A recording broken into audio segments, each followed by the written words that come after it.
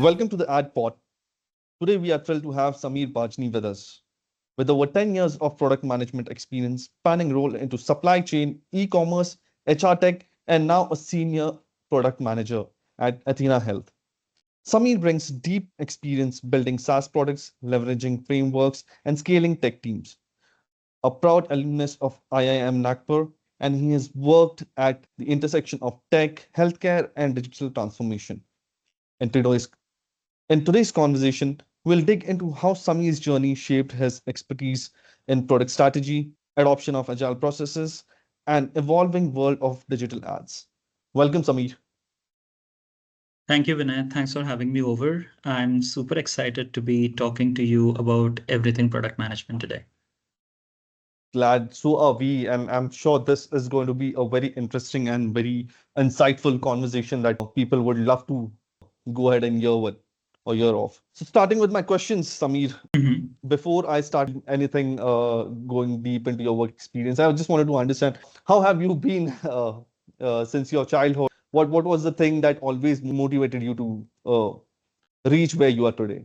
Sure. So, Vinay, I'm from a small city called Nagpur in central India. Hmm. And growing up, I've had various interests. But if we were to essentially talk about how product management, it actually necessarily started from my childhood itself. So I would always be very curious about trying to explore different hardware products, right? Uh-huh. Like let's say as simple as a remote controlled car. I would really dig deep into how it works. What are the internal workings like? What do I like doing? What I expect that it should have done. As a child, you are also in this imaginative spree where you want something that you can only think of imagining, but that is actually not present. I think Hmm. as a product manager, that comes in very handy because now you started thinking about what should be than what it is right now. And since my childhood, I've always been very curious about knowing how things work, essentially, right? Uh-huh. Eventually taking me into my career into engineering and then eventually into management, like sort of always laid that ground for getting into product management. Now, again, when I was in my school, graduating, post graduating, and all of that, product management was not a term that really existed in the industry, Right. right? There were business analysts, right? And business analyst has been a term that was widely used in services industry, but from a product industry standpoint, like, product companies, product management as a term did not really exist. Now, that is something that has been in talks. I think in the last decade is when product management really started to come up. But necessarily what we are doing in product management is always trying to solve problems and trying really hard to bring in something that is going to help um, our users do something better. So just to give you a very small example, Vinay, and this is Hmm. something that I usually talk about when it comes to how product management and why product management necessarily. So just think of a mobile phone, right? Now Okay. it is a necessity. We all use mobile phones, use different applications, and its usage is not just limited to making a phone call. Right. But back in the day, when we had landline phones, people Hmm. hardly ever experienced the need of having a mobile phone. It was just doing its work. People used to be home, we used to give our friends and family phone calls through landlines. The real necessity of mobile phones came into picture when that technology essentially was developed. And then when mobile phones were brought into picture is when we all started feeling the need of it. So sometimes your users might not even know that they want something until the time you bring it in front of them, right? Absolutely. Right. So I think that sort of interests me. This is where I started off with, imagining things that are not available right now, but you would usually want it to be possible. And this is where this mobile phone example sort of really kicks in and, makes it more relevant because product management is not only about solving the current problems, but also thinking about what need might there be in the future and bringing that into picture. So I guess the curious kid is still inside you, right? Exploring even Very in much your so. yeah. Very much so. And That's sometimes nice. it becomes really annoying also, Vinay, because then you start brimming up with so many ideas that executing all of them becomes a challenge. But yeah, the curious kid is still there.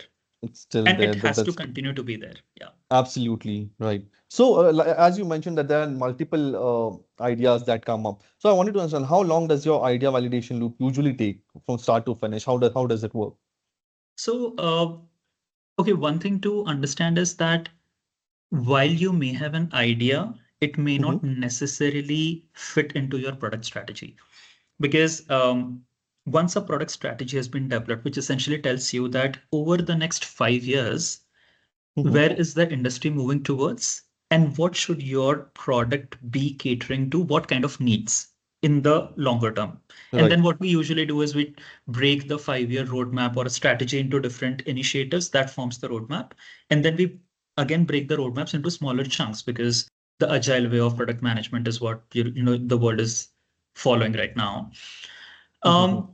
When you come up with an idea, firstly, there could be 10 different ideas, out of which just 5 ideas like really flow into your strategy.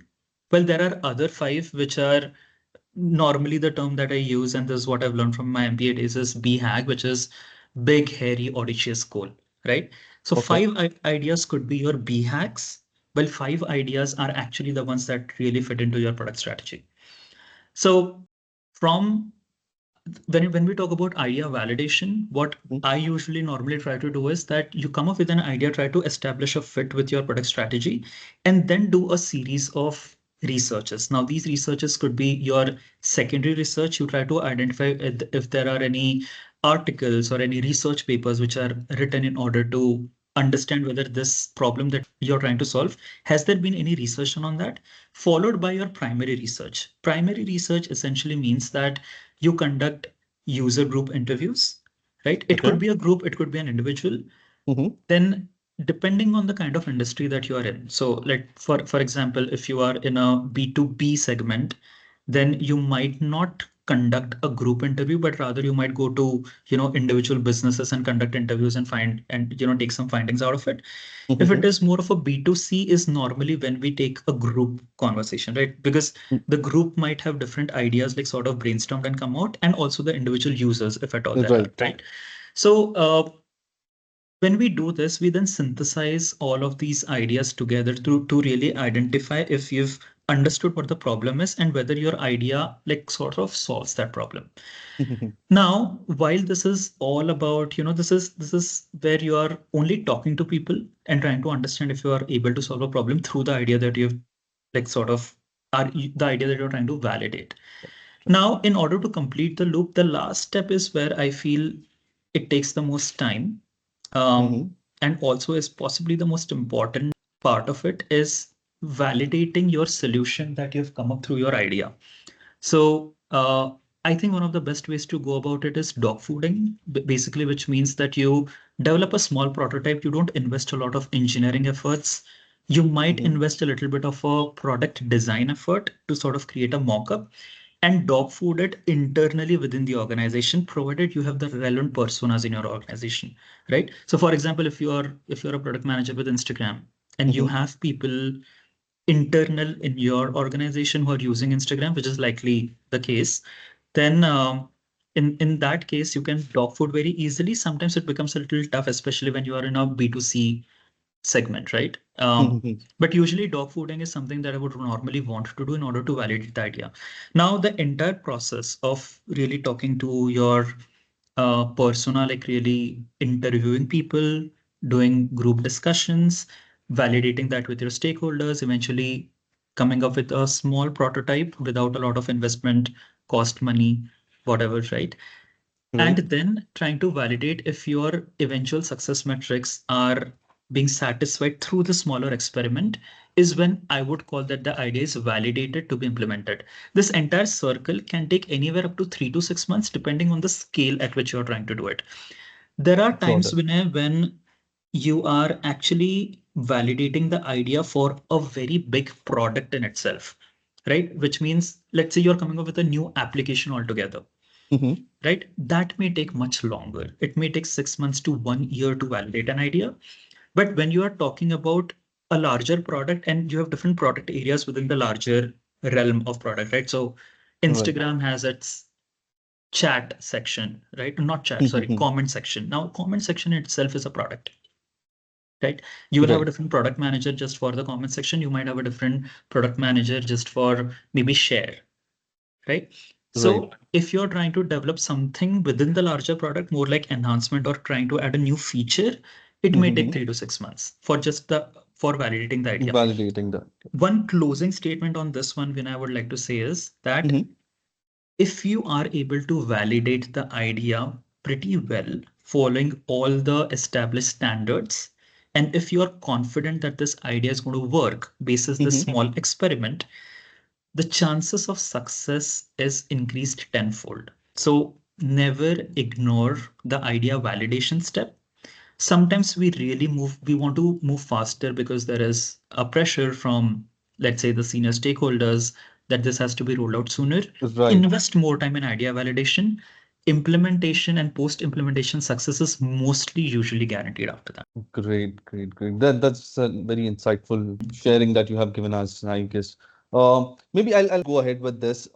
What's one product lesson you still use every day that you have learned back in your from Mhm. internship or your supply chain days at Pro? The biggest lesson, Vinay, that I've learned is that you are not the user, right? Whenever you are Right. talking through problems, a lot of times product managers and even the senior stakeholders are so invested in getting that product out Mm-hmm. that we start thinking that we are the users. Hey, I don't find this intuitive enough, or Right. I don't think it is solving my problem. But the core part is that, hey, you are not the user. You could be a user, but you're trying to solve for many different personas, possibly for a very large different kind of segment, right? So that getting too emotionally invested into a product so much so that you start thinking that you yourself are the users and then you take product decisions based on what you feel should not be the case. And that has been the biggest lesson that I've learned. You have to empathize with the user of your product for whom you're trying to solve the problem, and you don't have to be the user, right? That's where Absolutely. the biggest problem begins. Nice. Actually, that's the scenario when usually people, even in startups, people start emotionally getting so much involved that the whole product, the idea of solution changes, is Mhm. what happens. Nice Yeah. one. So, could you share a recent moment when the supply chain lesson saved a project, or it Mhm. was very helpful for you in any of your recent times? Right. So when we talk about supply chain, right, Vinay, so Mhm. there are two types of supply chains, right? One is when you are actually talking about a physical good, Right. right? And the second one is when you're actually not talking of a physical good, you're talking APIs, for example, right? Uh-huh. So there are tech supply chains also, while there are physical supply chains as well. So when, in my experience, my first organization that I was working with, Mm-hmm. I was into supply chain where we were actually physically shipping goods from, let's Okay. say, one place to like the client's place, right? The person who's Mm-hmm. ordered, right? So we were talking about supply chain from that aspect, and I was more on the IT side of things. I was a software developer back then, where I used to like really run programs and code scripts in order to understand what is the ship date and what is the promise date, right? Basically, Okay. when the good is shipped and when will it eventually be reaching a customer, and that mathematical calculation through various different factors is something that I was into. Mm-hmm. Uh, Now, post that, I did MBA and I started entering really into the business areas and stuff, and which is when I moved away from like the e-commerce aspect of it and started being more into the tech business of building SaaS products, right? Yeah. In this way, the supply chain essentially, now that I think about it, it is more about API driven supply chain that I'm talking about, right? How to deliver a product, which is a software product, and what does the supply chain for that look like? So the Got it. biggest lesson is Mm-hmm. identifying dependencies because it is more of a waterfall method if you look at supply chain, right? Right. It is not agile. It is not like you cannot do it in loops. There is a certain methodology, source, plan, make, deliver. These are the four things that we would talk about in supply chain management, more from a physical Mm-hmm. goods standpoint. You should plan your inventory, then you should make it if it is make to order. and then you deliver it eventually. So it is sourcing and then planning the inventory, then delivering it, right? So when we talk about these four, it is very much applicable for even API driven SaaS product development as well. And the biggest lesson was how to manage dependencies. You have to make an order. If it is a make to order, you have to make a good in order for you to deliver it. Right. In SaaS product management, what we usually understand is that we are heavily dependent on certain APIs. There is no product organization that do not have vendors to do some stuff. So for example, in my current organization, I work in automated messages delivery for patients, right? Mhm. We do not have, as a health tech organization, the capability to make phone calls or to send messages, right? That's not our core expertise. Our core expertise is electronic health record management. We are not the company that is specializes in sending out messages. That is Twilio, for example, right? Twilio does a Right. great job about it. So getting hold of these APIs in order to ensure that you're eventually delivering the product correctly is a lesson that I learned from supply chain management, that, hey, manage your dependencies well. But this goes purely into execution. I'm not talking product Got it. management here. I'm talking only about the implementation part of things. Secondly, from a product management standpoint, the lesson that I learned was no matter what industry that you come from, supply chain, e-commerce, health tech might sound very different industry at the industries at the face of it, Yeah. right? But the real innovation happens when you apply the best practices from one industry to the other, because you believe in your mind that these are mutually exclusive problems that folks that are facing, but Mhm. applying the solution that you've come up with in one industry to the other like really makes a difference. So I'll give you an example, Vinay, about how not just supply chain but any other industry and how innovation actually comes into picture. So if you talk about e-commerce, and e-commerce Mhm. and supply chain are pretty much related, but let me talk about e-commerce as one of the examples of different industries and how innovations like sort of sparks into it. Mhm. One of the biggest use cases in e-commerce with respect to AI and ML is, and Amazon has been the company that has spearheaded this particular like sort of application of AI and ML in e-commerce, which is you browse a product and you eventually on that page, on the product listing page, also see things that says you may also like, Right. right? And this is a very personalized experience depending on depending on the kind of data that folks have for your browsing behavior or shopping behavior. You might see a different recommendation. Well, I might see a different recommendation altogether, right? Yeah. In cases when we do not know what is the shopping pattern for an individual, like in those scenarios, depending on what my demography is, I might see a different recommendation, right? So there are two different things. If the organization has enough data Mhm. to understand your shopping patterns, it will be more personalized to you. If I Right. do not have the data, then these organizations, what will they will do is they will try to fit you into a certain cluster. You are, let's say, a 25-year-old person who is from India and you belong to this region, etc. Based on that cluster, whatever their shopping patterns are, that is the kind of recommendation that you will be shown, Got it. right? Now, it's a classic ML application, which is Mhm. clustering and recommendation. Clustering is the algorithm that you use to slot people into different like sort of segments. And Segments. Yeah. recommendation is nothing but it is more like hyper personalization. Vinay has previously bought this thing, and this is related to the current product that you are watching, then recommended you'll be shown that product, right? Right. Now, switch gears to an HR tech model. And this is a real example that I'm talking about. Mhm. So in the organization that I was working with, the biggest problem was that we used to get thousands of applications for a particular job role.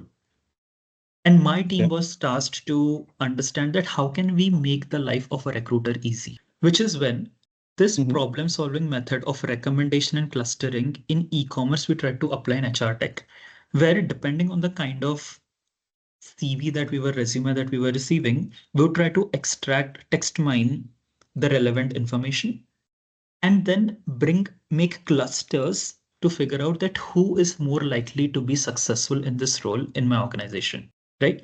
We Yeah. built a dashboard for the recruiters which was Mhm. very similar to what you can think of an Amazon, right? Where Mhm. they would go through profiles. Let's say the first few profiles, if they like any profile, they would click on that profile, and we would also show them that if you've liked this profile, there are similar profiles like these, Oh, yeah, that which you that could makes look at. easy. Yeah. Correct. So when you have 1,000 applications to look at a recruiter, and then you are also being pressurized by the hiring manager that please send me the profiles as soon as possible. I want to fill this role sooner.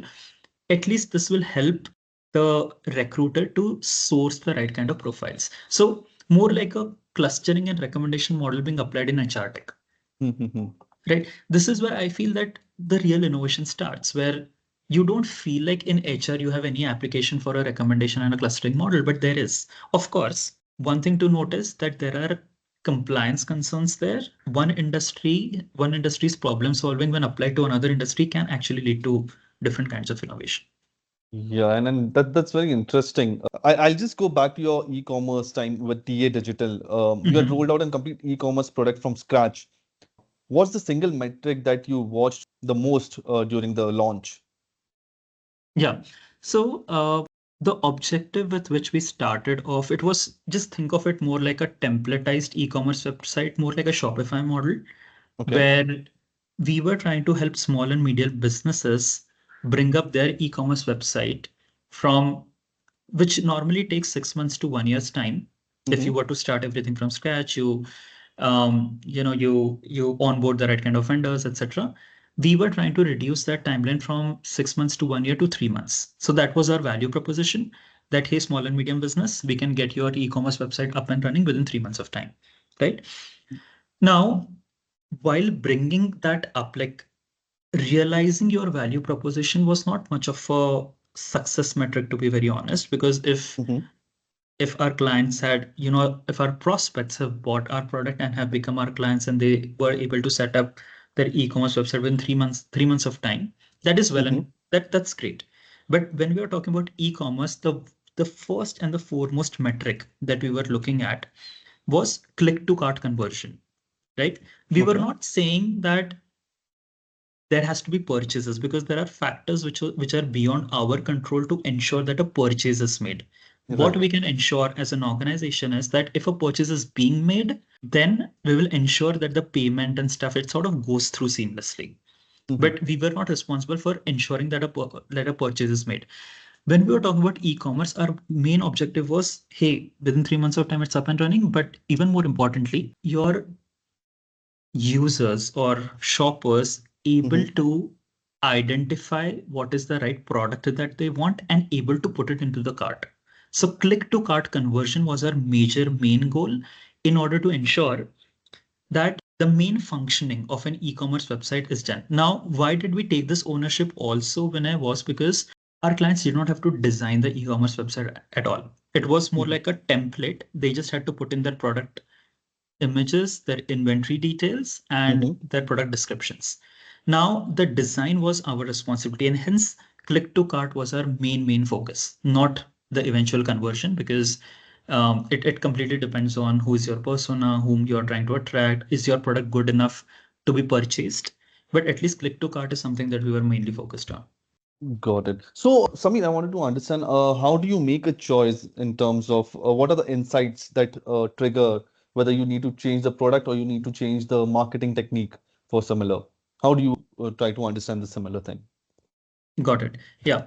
So I would normally think of marketing as a tool or a mechanism for us to ensure that the product or a product feature is discovered. Mm-hmm. Well, the goal of a product is upon discovery, are our users doing what we're intending them for to do? Right? Right. Now, while we are talking about it, sometimes you get insights where people are not able to discover your product in itself. See, eventual as a product manager, I Mm-hmm. would look at a goal that, okay, um, dollars are the most important things for any business, right? Right. Are we getting the payment for a particular service or a good sold? Now, if that number is low, Mm-hmm. then you start digging into, hey, what's wrong? And here there are two problems. Either it's a product issue or it's an issue with how you're marketing, which means are people able to discover that feature or not? Right. Right.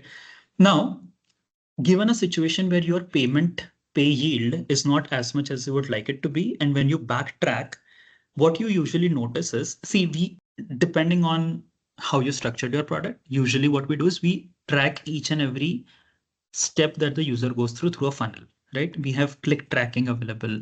Where is the user clicking? Where are the drop offs? What does the funnel look like, which eventually leads to payment? The top of the funnel is where marketing plays the biggest role. Mm-hmm. Now, provided I have, let's say, 80% drops from the funnel to from the top of the funnel to the bottom of the funnel, which includes payment, then it's a product problem, right? Right. Such a big dip in your funnel is where product is the issue. And we need to really start working towards what is it in our entire funnel that is not clicking with the users, right? Right. But if your funnel itself has a lower input, is when your marketing campaigns needs tweaking. So product and marketing sort of goes hand in hand, but they also have very different goals altogether, right? Marketing is all about discovery, while product is all about eventual conversion. Got it, Samir. Yeah. So as a product manager, what do you think? What kind of metrics are there that people don't usually focus on, and how should they focus on those things? And what are the things that they should look up to when they are planning a product launch or something? Okay.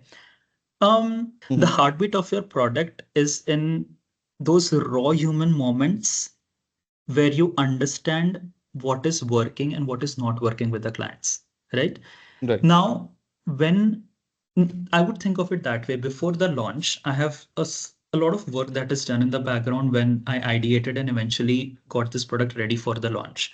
Mm-hmm. During the ideation phase, I would usually want to, sit with the user, try to understand what are their problems, Okay. what's been happening, and what is it that is frustrating them the most, or what is the need that they are not able to satisfy, like we are not able to satisfy their needs, right? Mm-hmm. Given that I have this research done already and I've reached the launch time, Mm-hmm.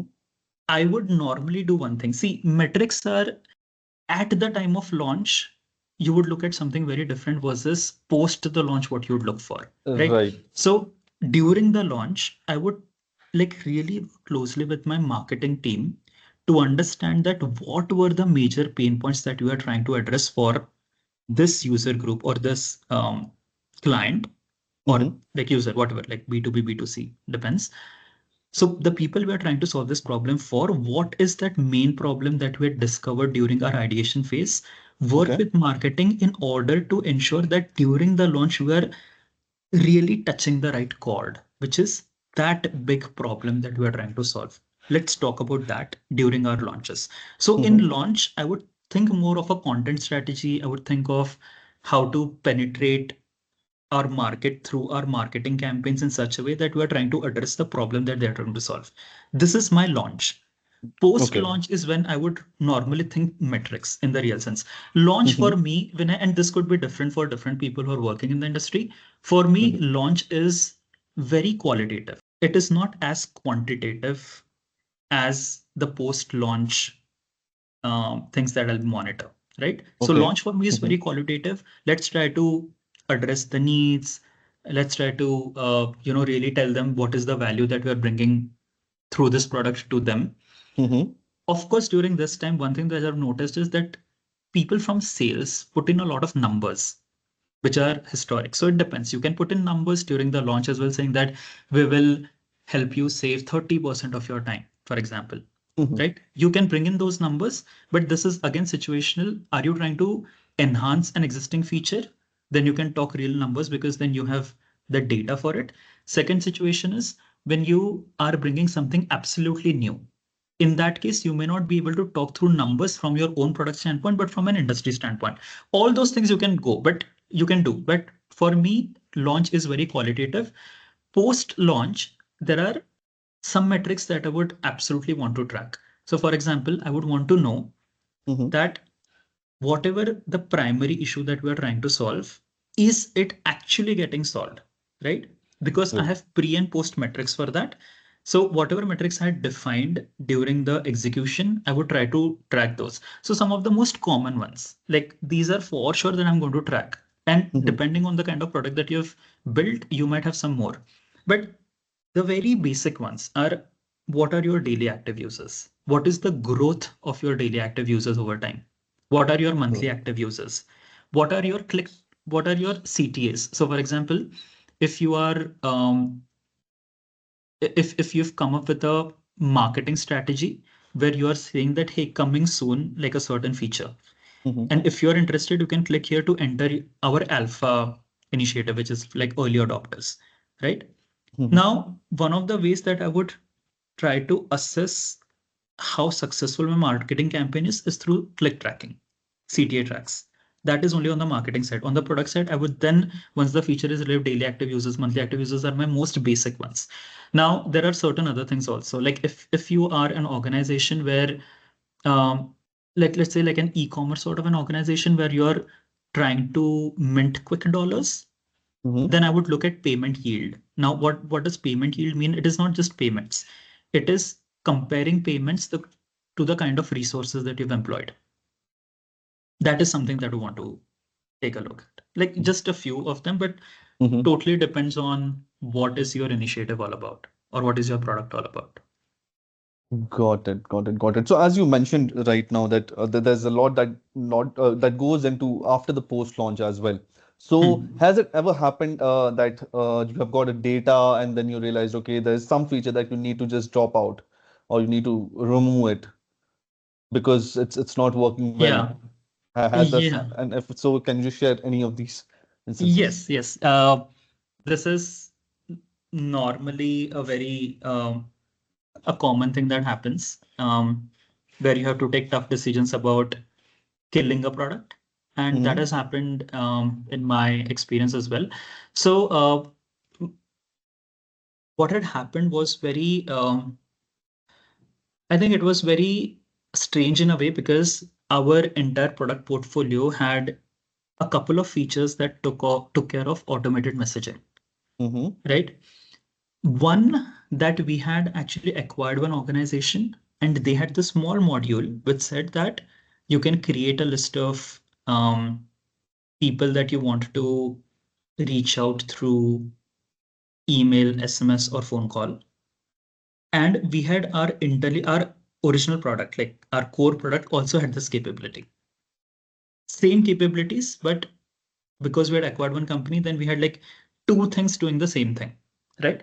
But we Right. also wanted to experiment and understand that now that our clients have two places, two spaces Mm-hmm. which caters to the same need, let's experiment and see what works for them the most, right? And we had, because we had acquired this organization, we already had users who were comfortable working on that particular product. Even post merger also, they were Mm-hmm. continuing to use that product, but they had access to much more. I was managing both of these products and I was working toward enhancing both the products in its own siloed ways, right? Because these products were not interacting with each other. They were two different products and Mm-hmm. they were performing the same action, right? So I've invested a lot of time in ensuring that the acquired product was also like developed in such a way that it caters to, our clients' need. And then we had this internal product that was also doing the same thing. But while the core functionality was same, the look and feel and the kind of users who were using this product had a different, persona shifts in both of them. Over a period of time, what we Mm-hmm. realized was that because this entire offering, like I said, it was accessible to both the parties, right? Right. Um, like both of these modules were accessible to our clients. Mm-hmm. So what we eventually realized was that our acquired clients, when they started using our internal product, they were catering to the needs much better, Got it. right? But the other module, the one that we acquired, and it had the messaging capability also, it was Mm-hmm. also really good. So it was a very difficult choice for us to make that, okay, whether should we retain it or should we not retain it. Eventually, we came to a conclusion after doing some user research and interviews because we saw the metrics fall for the acquired product, and we saw our metrics sort of improve for the internally built tool. Eventually to realize that whatever investments that we are doing in this product, which is acquired, we should stop doing it because the number of users, the number of daily and monthly active users, the number of messages sent every month has been reducing pretty much because people had started Mm-hmm. moving on to the other one. I have to say this that the product that we had acquired, there were some capabilities which were amazing. Mm-hmm. Like they were really unique that our internal product did not have, but also only to realize that that unique value proposition that the acquired product had did not find any usages from our current set of clients. So it's Got like you've built a capability that nobody's using, right? And right. which is a differentiating factor, which means like that product in itself does not hold much of a value with our clients because they are not, even if it is a differentiated product, they are not using it, which is when we decided to kill that product. And from a product maturity standpoint, also, it was towards a decline. So that's a tough decision we had to take. Mm-hmm. Of course, what we also did was we ensured that whatever were the USPs for that product, we created a product backlog for it to sort of eventually surface in the product that folks were using the most, so that we can make that internal product much more rounded and much more user friendly. Got it, Samir. So I would like to go ahead with one more question for you. Such a great experience over the 10 years. What shift have you seen in terms of the marketing or in terms of the way things are being marketed currently? Mhm. Oh, Earlier, I think the one biggest change that I've seen since the last 12 to 13 years is that how artificial intelligence has found its space in marketing efforts. So back in the day, we were doing personalization, hmm but it was not hyper personalized, which is what is made possible by AI at this point in time. So while we're using AI in product development, right, we are trying to enhance our products, trying to give better experiences. I think that the way marketing has been targeting our prospects or our existing customers also for that matter is hmm extremely hyper personalized through AI at this point in time. So I think the shift has primarily been from being very generic 12 years ago, from the kind of marketing campaigns that we used to run, versus what we do today, which is much more nuanced, much more hyper personalized, and also leads to better conversions also. That I think is one of the right. biggest shifts that the industry has seen. And when I, for that matter, I think the marketing space has been evolving so much with AI finding its application in this space that is only going to go further and beyond. Yes. So how do you see it going Mhm. forward? How it's going to be? I just wanted to understand your views on this.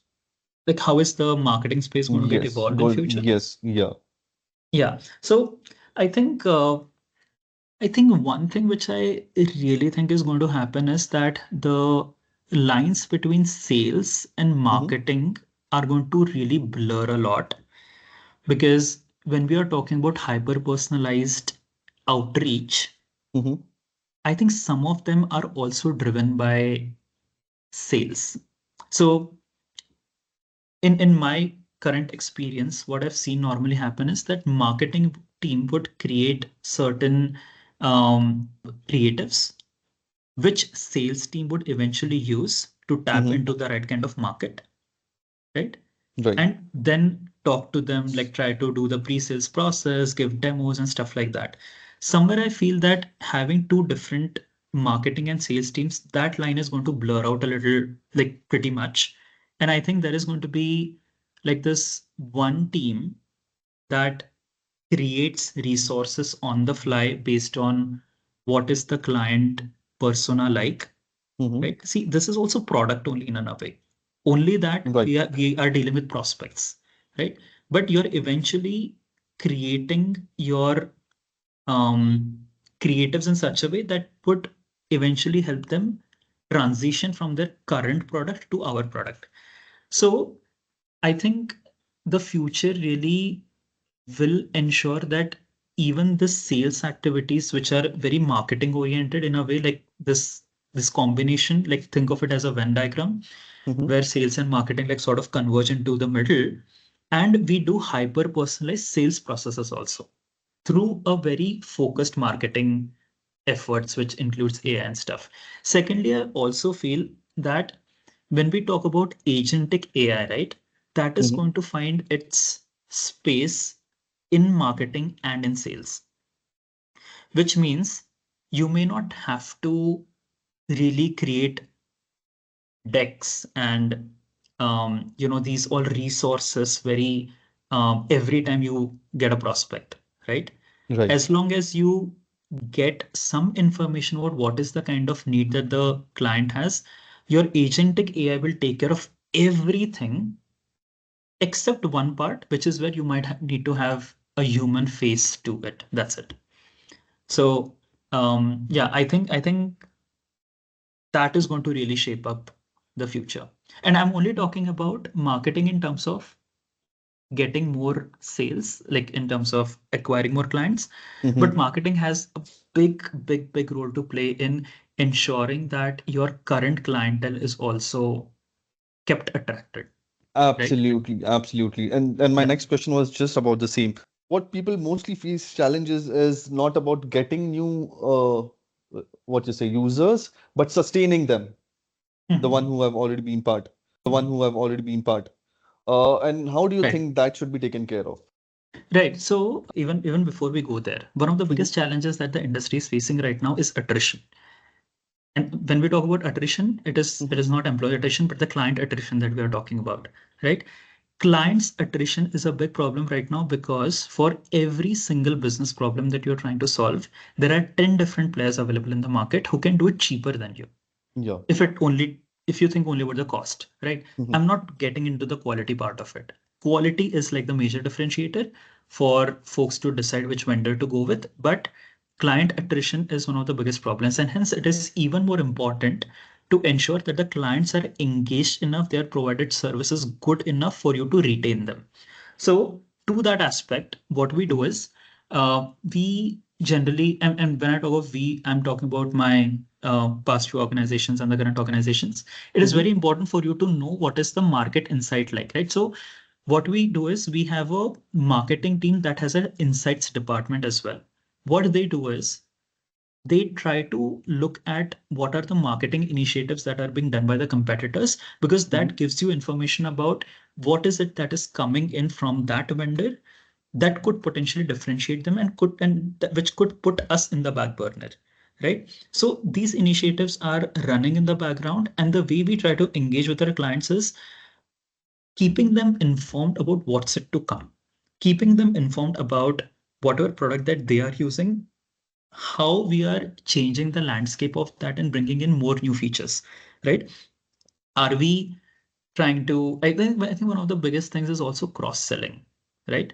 Right. If you have a client who is using a certain product, and Mm-hmm. if you have also developed a product that closely associates with that one in order to get better gains, then cross selling also helps tremendously.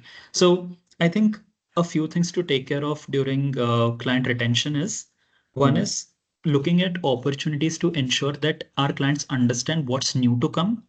How are we shifting gears with respect to how the industry is shaping up? Allowing them to start using our features, which are currently being developed as an early adopter, giving them prior access than anybody else. Mm-hmm.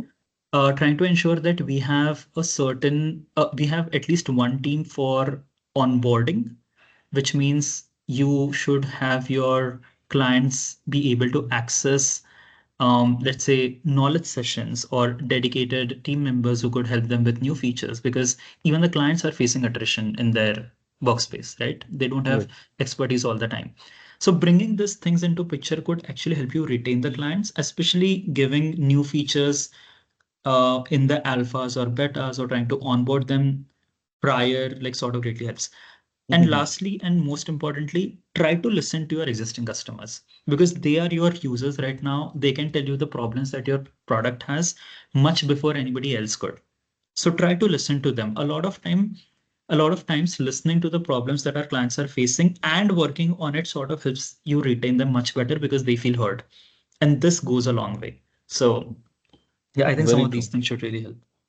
Very true. And how do you test a new feature in case you want to do, say I am a startup, I Mhm. don't have much funds to take what you say to put into marketing or things. So how would you suggest to for someone that I have launched a new feature and without wasting much money or time, how can that be done? Right. Yeah. So um, there is one. I'm just giving an example of an application that I actually follow a lot, and I think that is one place where, as a startup, you could start putting your stuff, which is called Product Hunt. Mm-hmm. Product Hunt is an application that actually tells you about all the new businesses that are, you of course have to enroll yourself there, but as a new business, you could put your capabilities and what is the product that you are developing in order for you to get early feedback, right? So try to find out avenues where you have early adopters available. So there are a lot of people, individuals, as well as businesses who are willing to try new stuff.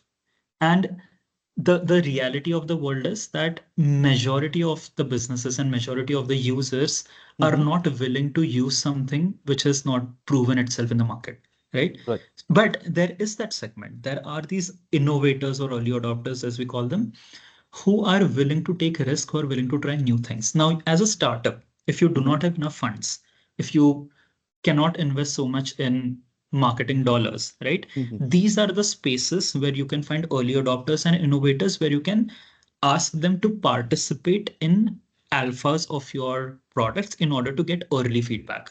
Right now, this is about how can you make your product ready for market, right? you Right. are you're so far only trying to evaluate, experiment, try to ensure that you get the right product in place, and once Mm-hmm. you have the right product in place, that's when you will have to start assessing your competition Mm-hmm. and understand that who are their current customers and what is the space that they're operating in, and try to pitch yourselves to the decision makers for that particular market, right? And Yeah. when we talk about market, the only real way for you to figure out what the market is in Mm-hmm. order to understand like who is your, like whom can you reach out to, is by looking at your competitors only. Right. Or another thing, and which is not very successful in practical terms, Mm-hmm. is trying to understand who is about to enter the market, right? Who, Okay. and that company could be your prospect. But for that, you need larger intelligence. For that, you might have to work with marketing intelligence organizations to really Mm-hmm. figure out who is trying to enter this space. So for example, Amazon can Mm-hmm. enter into a space that they are not into right now, which is a joke if I say that they are not into any space, because they are into everything. But Everything. just hypothetically, if Amazon was to enter into some space, but someone needs to know this knowledge, and that's where the marketing intelligence companies come into picture. So that's a long shot for a startup, but a very easy and a Mm-hmm. doable way for us is to look at which are existing players in the market, like your competitors, and Mm-hmm. who are their clients, and then move forward that way. That is what a lot of companies have done. So, and it's business after all. Got it. Got it, Samir. Um, Similarly, as you mentioned, product hunt. Can you name few more for the listeners in case anyone wants to try out? Yeah. So I think Tech Radar and Product Hunt are primarily what I use. Mm-hmm. Um, I would generally, in order to discover more such uh, spaces, right? I normally go to product management exercises. While Mm-hmm. it might sound like a very a place where you will be able to prepare for interviews, but there's also a space which gives you a lot of information about what um, like applications like these where you can start learning about what's been happening in the industry, right? There is another company called Exponent Mm-hmm. that primarily delve into product management related courses. So I would Mm-hmm. really recommend Try Exponent also. It is called Try Exponent. So you can also Try Exponent because they also give you a lot of insights about how product management spaces is shaping up. So yeah, these are some of the few. Got it. So as you mentioned, Amazon and you have also you have worked with Walmart, Right, uh, and there the data set is very massive. It's a very large data base that you correct. have to deal with. So how do Right. you leverage the data-driven insight to prioritize features and drive the product adaptations?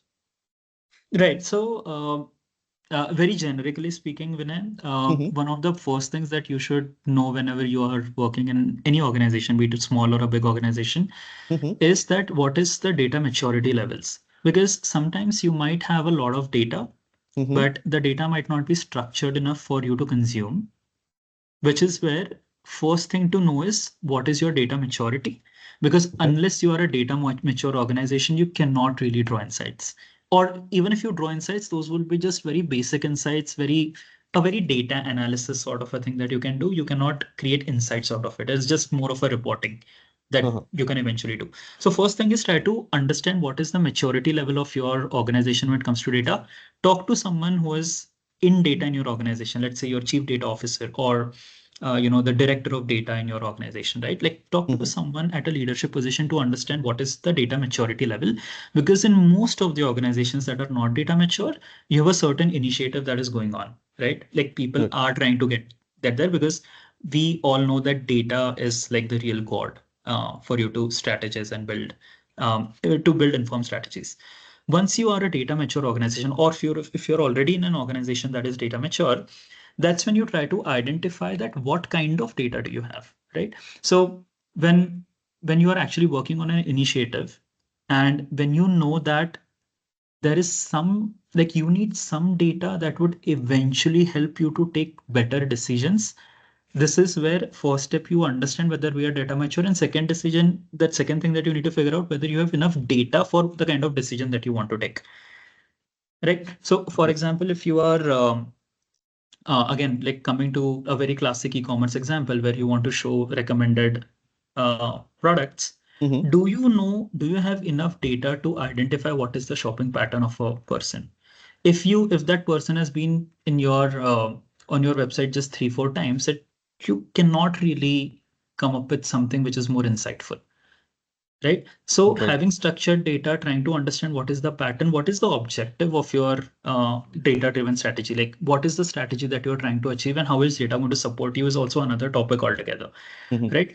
So what I would do is, if I want to come up with a strategy that is data-driven, I would go with the following steps. One, understand maturity. Second, understand the source of data, whether we do have the data for which the data that I'm interested in. And Yeah. third is, what is the kind of analysis that I would want to do? Like, do I want to figure out how likely is a patient use credit card, Okay. right?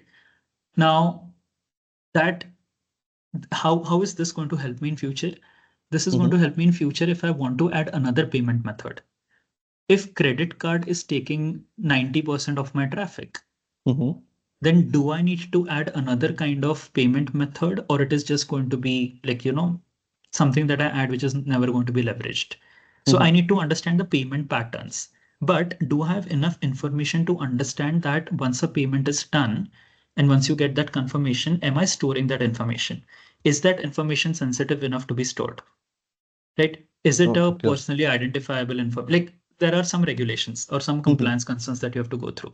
So Right. try to get into the space where you know what kind of data is captured, whether it is legally allowed for us to use that data to take decision making, and then Mm-hmm. eventually start applying your algorithms, or just have your data science team and tell them that, hey, I want to figure out what is the most effective channel for payments, which also includes facts and figures like how many times there have been failures, Right. technical failures, how many times have you can go one step beyond. You can be like, hey, data science team, can you help me find out that once a payment has been done, how many times that has the order been cancelled Mm-hmm. right after, like let's say within a few hours time. Right. So things like these should come into picture. But yeah, I think those will be like 2 3 steps that I would want to totally follow. Got it. So, what patterns or lessons have guided your approach towards the product management? You have worked in varied industries on completely different experience. So, what's something that has been constant with you? Um, Back in the day, we were told that you have to be, I'm just trying to remember that quote, Mm-hmm. uh, jack of all trades and master of none.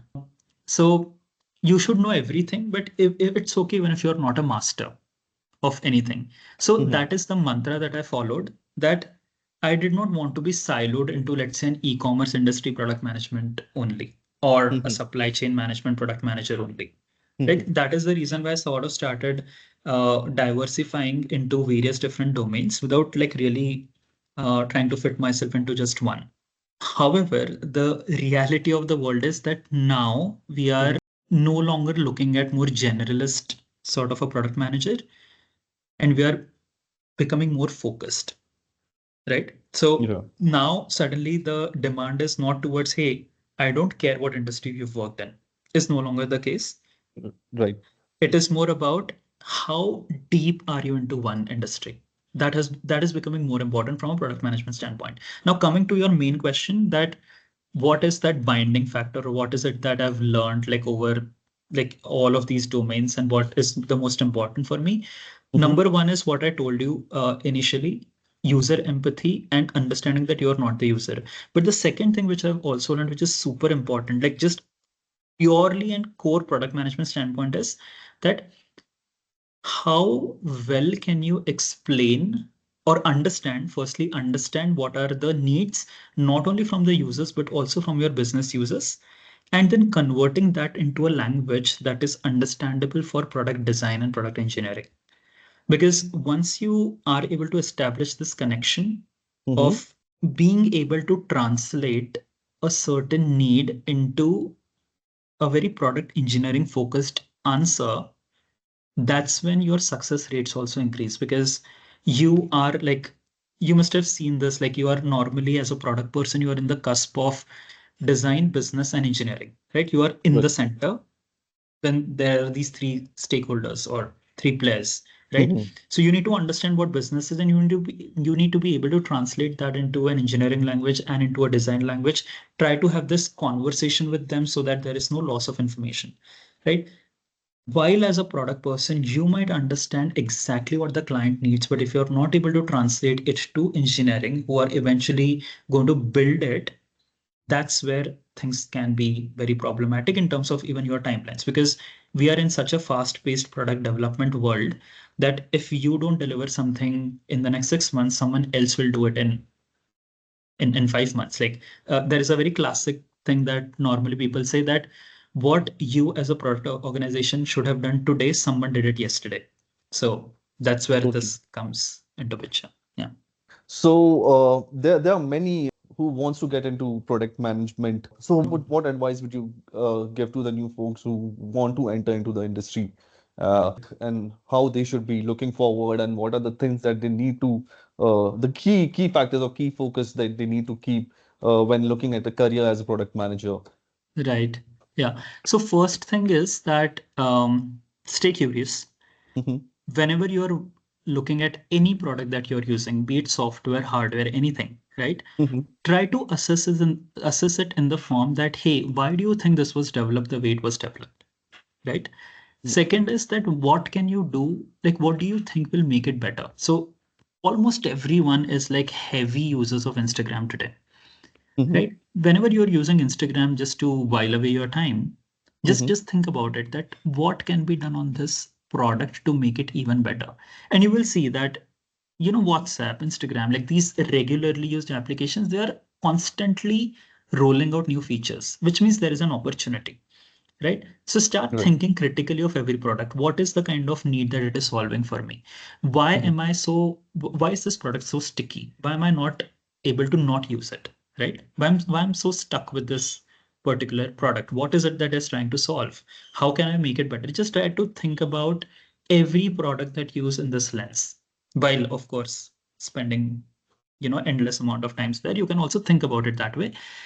Why am I talking about this is because this helps you start questioning some of the things that people have done in terms of their products. And it Right. really starts helping you think about problem solving. That you know that this is a problem and you are only trying to think about how to solve it. One of the biggest strengths of a product manager is being able to solve problems, right? So this is where Right. you can start regularly, generally in your everyday life. You can do it.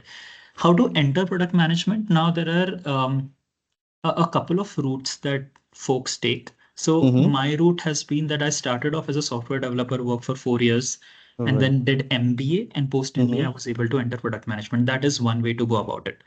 Okay. Second way to go about it is that it's also a little tough, but a possible way to get into it is, let's say you are not aiming for an MBA, you are in a Hmm. product organization right now, and you want to, but let's say you are into engineering and you want to move to product. Mm-hmm. The best way to go into product management without doing an MBA is to have an internal movement from whatever you are doing right now, be it product operations or customer success or engineering into product management. It's just Got to get an internal movement. And I would recommend that there are various different courses that you can do. I Mm-hmm. wouldn't recommend any certification. I don't think certification really helps you land a job in product management or get a entry into product management role. I Mm-hmm. think what really helps is that going through some of the product management courses on, let's say, Udemy, there are some very good courses about how to become a great product manager on Udemy, or just going through some YouTube videos as well, Mm-hmm. uh, in order to really understand what product management is all about. Because when you actually start, like when you want to get into that space of product management and you start giving interviews, Mm-hmm. it will not be about what have you done in your current role. They will give you some problems and you have to solve those problems on the fly. Like what is the Right. approach that you will take? Not solve, but what is the approach that you will take? So in order to develop that mindset and that getting into the groove of it, I would recommend going through some Udemy courses. Again, you can go through any course, Vinay. It does not matter. It is just about trying to understand what product management is so that when you get case studies to Yeah. solve in an interview, you should be able to do so. So internal movement is the best path without an Mm-hmm. MBA. But MBA is a sure short way for you to get into product management. But yeah, prepare yourself, go through different courses, try to understand what product management nuances are, what is product prioritization, what is product backlog, how do you like validate ideas, how do you get into ideas, how do you brainstorm, like these Yeah. things, and how do you define success metrics. As long as you've gone through all of this in intricate details, Mm-hmm. is when you will be able to crack product management interviews. Great. And Uh, do a lot of mocks. That is like from th- an interview standpoint, that is the biggest help that you'll get. Try to do mhm. as many mock interviews as it is possible. Got it, Samir. Thank you so much, Samir. With this, I guess you have answered all my questions, and in fact, this has been a very insightful session. I would like to ask you once again: is there anything that you would like to share with me? There is one thing a lot of people ask me, what is the difference? And do product managers also do project management? Mhm. A lot of people actually think that I'm a project manager and not a product manager because they might not know the differences between these two. So I just wanted Mhm. to touch a little bit upon that. Um, Product management is about trying to solve user problems through your product, Mhm. trying to come up with different features. Well, project management is once you have an initiative going on, how do you manage that effectively across cost, quality, and time? Yeah, these are the three pillars that a project manager looks at in terms of execution. Now, in the product management space, because it is fairly new, Mhm. like the term in itself is very new, different organizations look at product management differently.